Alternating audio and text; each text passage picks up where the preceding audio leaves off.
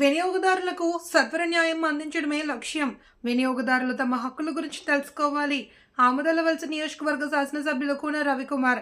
శ్రీకాకుళం జిల్లా, ఆంధ్రప్రదేశ్ రాష్ట్రం. వినియోగదారులు తమ హక్కుల గురించి పూర్తిగా తెలుసుకోవాలి అని ఈ కార్యక్రమంలో ఆమదాలవలస నియోజకవర్గ శాసనసభ్యులు కూన రవికుమార్ మాట్లాడుతూ, సామాన్యుడి మొదలుకొని ధనవంతుడి వరకు అందరూ వినియోగదారులేనని, కొనుగోలు చేసిన వస్తు సేవల బిల్లులను పొంది వాటికి అనుగుణంగా వారంటీకి తగిన హక్కులను పొందవచ్చన్నారు. ఇతర శాఖల అధికారులు, ప్రతినిధులు పెద్ద సంఖ్యలో వినియోగదారులు తదితరులు పాల్గొన్నారు. అక్రమ వ్యాపార చేస్తాను, అలాగే కొనుగోలు చేసిన ప్రతి వస్తువుకి తీసుకుంటాను. ఎంఆర్పి కన్నా అధిక ధర చెల్లించకుండా పరిమాణం, ధర, స్వచ్ఛత విషయంలో రాజీ పడకుండా ఉంటాను. మోసం జరిగిన పక్షంలో ప్రశ్నిస్తానని, అవసరమైతే వినియోగదారులకు ఫిర్యాదు చేయడానికి కూడా ముందుకు వస్తానని చైతన్యపరుస్తూ పర్యావరణహితమైన మరియు ప్రామాణిక శిఖరం గల వస్తువుల కొనుగోలుకై వారిని ప్రోత్సహిస్తూ బాధ్యత కలిగిన ఉదాహరణ మరియు సంక్షేమం కొరకు పాటుపడుతానని, తద్వారా దేశ ఆర్థికాభివృద్ధిలో భాగస్వామిని అవుతారని ప్రమాణం చేస్తున్నాను. మరో ఉదాహరణలో మారిపోయింది. అంటే అన్నిటిలో కూడా మనం కల్తీ, ఈ కల్తీని ఎలా నిరోధించాలి? ఒక వస్తువు కొంటే కల్తీ, ఒక వ్యవసాయంలో కల్తీ. ఈరోజు మనం ఎరువులు విపరీతమైన వాడకం వల్ల, దిగుబడులు పెరగాలని ఎరువులు వాడకం వల్ల ఈరోజు మనం తినే ఆహారం అంతా కూడా విషతుల్యమైనటువంటి ఆహారం. ఏదైతే విషాన్ని మనం తింటామో ఆ విషం దాని వలన మన ఆర్గాన్స్ అన్ని కూడా చెడిపోయేటువంటి పరిస్థితి. అందుకే దీనికి పదునైన చట్టాలు కావాలి.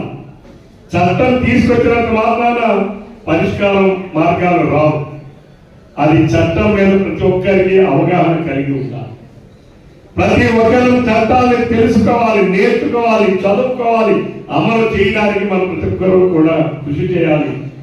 అప్పుడే మనం కోరుకున్న సమాజం, ఏ గాంధీ గారు కలలుగని ఈ దేశానికి స్వాతంత్రం తీసుకొచ్చారని గాంధీ జయంతి చేస్తున్నాం, రాజ్యాంగ దినోత్సవం చేస్తున్నాం. డాక్టర్ బాబాసాహెబ్ అంబేద్కర్ గారు మనందరికి అందించినటువంటి అన్ని హక్కులతో కూడుకున్నటువంటి రాజ్యాంగాన్ని అమలు కోసం మనం ఎన్నో కార్యక్రమాలు చేస్తున్నాం. కానీ ఈరోజు మన హక్కులు ఏంటో మనం తెలుసుకోలేక మనం చాలా మంది మన హక్కుల్ని మనమే కాలరాసుకుంటున్నాం. ఈరోజు అందుకనే కేంద్ర ప్రభుత్వం ప్రతి జిల్లాకు కమిషన్ ఏర్పాటు చేశారు. రాష్ట్ర స్థాయిలో కమిషన్ ఉంది. వినియోగదారుడుగా ఒక కేసు నీకు మోసం జరిగింది, అన్యాయం జరిగింది, నష్టం జరిగింది అని అంటే మనం అది తెలుసుకోవాలంటే ముందు రిసిప్ట్ తీసుకోవాలి. మనం ప్రతి కొన్నటువంటి వస్తువుకి ఎంతమంది వెళ్ళి తీసుకుంటున్నాం, ఆ తీసుకొని అక్కడే పడేస్తుంటారు. కానీ మళ్ళీ ఫిర్యాదు చేయాలి అంటే నీ దగ్గర రిసిప్ట్ ఉంది. ఈరోజు మనం కంప్లైంట్ చేయాలంటే జిల్లాలో వినియోగదారుల కమిషన్ ఉంది. వినియోగదారుల కమిషన్ లో ఒక తీసుకొచ్చాం, ల్యాండ్ సర్వేలో మార్పులు తీసుకొచ్చాం. ప్రతి డిపార్ట్మెంట్ లో కూడా ఇప్పుడు ఉన్నటువంటి కాలమాన పరిస్థితుల బట్టి, మన అవసరాల బట్టి, ప్రజల అవసరాలని గమనించి ప్రజలకి చట్టాలను చేయడం ద్వారా ప్రజల అవసరాలు తీర్చాలనే లక్ష్యంతోనే ఈ చట్టాలన్నింటినీ కూడా చాలా వరకు అమెండ్ చేసుకుంటూ వస్తున్నాం. ఈరోజు అందులో భాగమై 2019లో మళ్ళీ దీనిని కొన్ని అమెండ్మెంట్స్ చేశారు. మళ్ళా ఈరోజు అందులో భాగంగానే డిజిటలైజేషన్.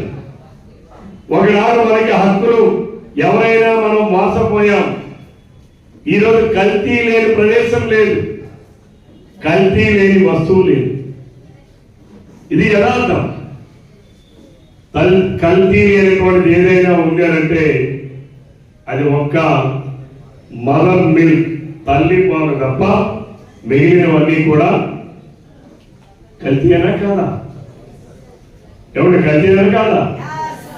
మనం ఈ రోజు మన ప్రపంచంలోనే ఈరోజు మన ఆంధ్రప్రదేశ్ రాష్ట్రంలో ఉన్నటువంటి తిరుపతి వెంకన్న సన్నిధిలో మనం అందరం పోతే తిరుపతి ప్రసాదం అంటే చాలా అద్భుతంగా, చాలా అమోఘంగా, చాలా భక్తి పారవశ్యంతో మనం తినేటటువంటి తిరుపతి లడ్డు కూడా కల్తీ నెయ్యితో వాడారని చెప్పి ఈరోజు విచారణ జరుగుతున్నటువంటి పరిస్థితి ఈరోజు మన రాష్ట్రంలో ఉంది. మందులో కల్తీ, మద్యంలో కల్తీ, వ్యవసాయంలో కల్తీ. వ్యవసాయంలో ఏంటంటే కల్తీ అని అనవచ్చు.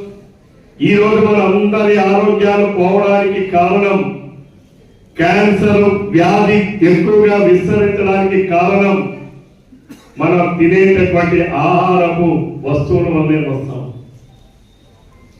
స్వార్థం మితిమీరిపోయింది. స్వార్థం ఉండాలి, కానీ అది మితిమీరినటువంటి స్వార్థం.